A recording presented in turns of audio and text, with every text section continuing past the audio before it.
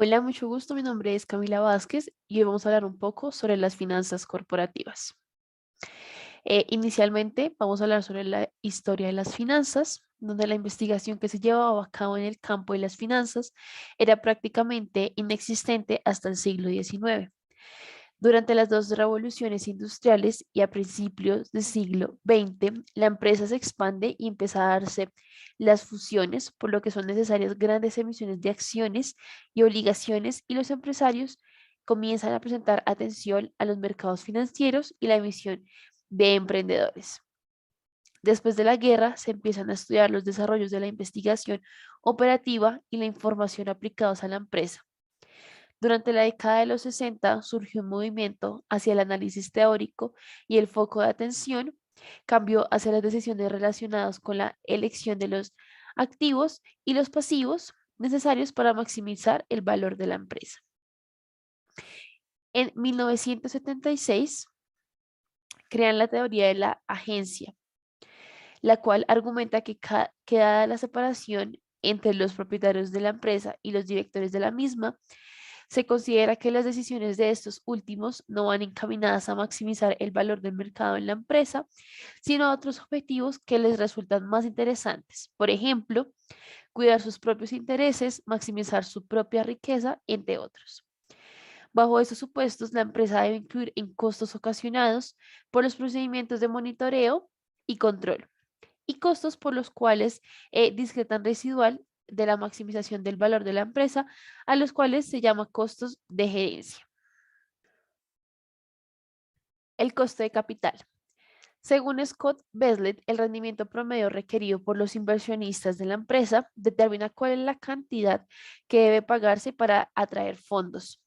En otras palabras, el costo promedio ponderado de los fondos de la empresa. Si una empresa se financia totalmente con fondos de capital contable, el costo de capital sería el rendimiento requerido de la empresa sobre el capital contable. El riesgo total de un portafolio se divide en el riesgo del mercado y el riesgo único. El riesgo único se conoce también como un sistemático y se puede eliminar diversificando por nuevos productos y entre otros.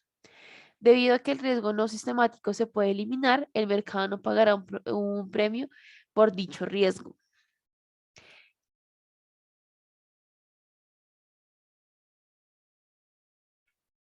Aquí entramos a ver la medición del riesgo. El riesgo se mide con la variancia de los rendimientos de los activos. El método más común que relaciona el riesgo en los rendimientos es el modelo de fijación de precios activos de capital. La estructura de capital, según Besley, en 2001, los factores que influyen sobre las decisiones de la estructura de capital principalmente son el riesgo del negocio, que es inherente a las actividades operacionales de la empresa. A mayor riesgo, mayor rendimiento. La posición fiscal de la empresa, debido a los intereses son reducidos a la renta, el método de depreciación de los activos fijos, la amortización de pérdidas fiscales y al monto de las tasas fiscales, la flexibilidad financiera que en la capital para obtener capital en términos racionales bajo condiciones adversas, y por último el factor que determina el nivel de deudas se relaciona con las actitudes administrativas respecto a la solicitud de préstamo. El capital de una empresa está conformado de las fuentes de los fondos de largo plazo de esta, y como vimos, se puede dividir en dos. En primer lugar, los aportes de los dueños, los cuales consisten en todas las erogaciones en dinero, especie o de industrias que realizan a tiempo indefinido las personas que tienen en su poder los derechos primarios de la empresa para su constitución, y se reducen acciones comunes, acciones preferentes y las utilidades retenidas. Y en segundo lugar, por endeudamiento con terceros. Capital del trabajo. Los pasivos circulantes de la empresa influyen aquellos que se deban cubrir en plazos menor a un año y son cuentas a pagar, obligaciones financieras y los pasivos acumulados, por ser estas las fuentes de financiamiento de corto plazo. Los activos circulantes de la empresa son los que se esperan convertir en efectivo en menos de un año, influyen las cuentas de efectivo y los valores negociables e inversiones, cuentas por cobrar y el inventario. El principal objetivo de la administración de capital del trabajo es reducir al mínimo la cantidad de activos a corto plazo que se mantienen en la empresa, ya que cuando sea mayor la razón de liquidez, es menos rentable será la empresa.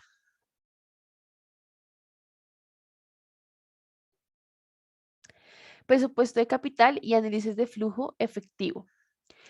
Proyectos generados para cumplir normas legales y estándares de salud y seguridad. Ejemplo, los gastos capitalizados son la compra de una nueva pieza de equipo para expandir un producto ya existente o la línea de servicio o inducir uno nuevo o reemplazo de un activo.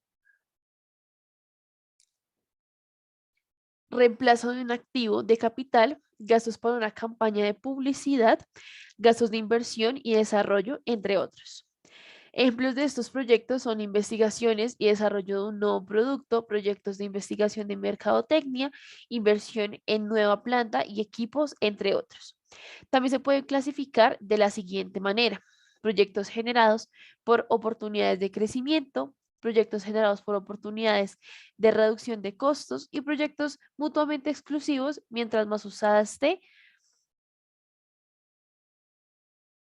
evaluación de proyectos. Los métodos más comunes para hablar proyectos son valor presente neto, tasa interna de rendimiento, periodo de recuperación, valor presente neto. Se debe calcular el valor presente de los flujos de entrada y de los flujos de salida del proyecto con una tasa de descuento determinada, que puede ser el costo de aquel capital promedio ponderado de la empresa. Una vez que se hayan proyectado los flujos de efectivo neto, se debe evaluar el proyecto en cuestión.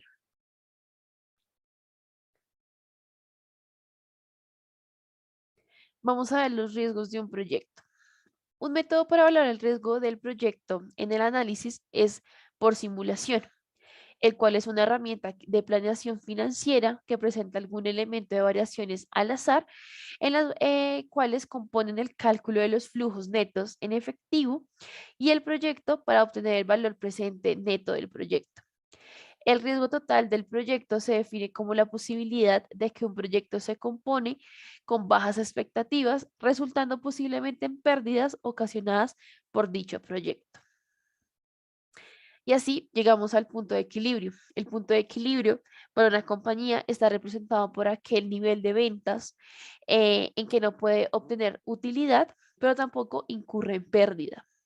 Siendo así, calcular el punto de equilibrio es fundamental para las empresas. Evalúa su rentabilidad, ya que de esta forma es posible saber cuándo necesitan vender para gastar, y hacer el cálculo también para saber cuánto tiempo aproximadamente necesitará su negocio para empezar a obtener beneficios.